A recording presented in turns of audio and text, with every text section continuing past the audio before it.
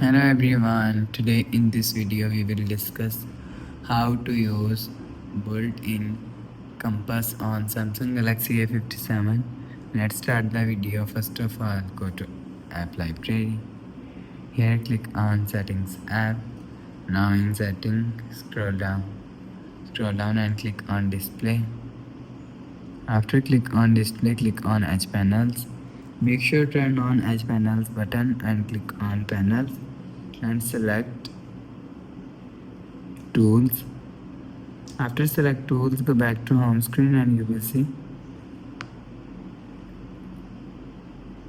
open edge panel and you will see compass is here. If you want to use bolt compass, so you will see.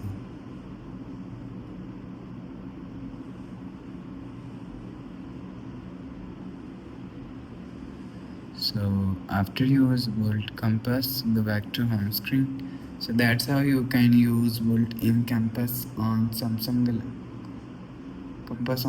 Galaxy A57. If you like the video, please subscribe. Thanks for watching.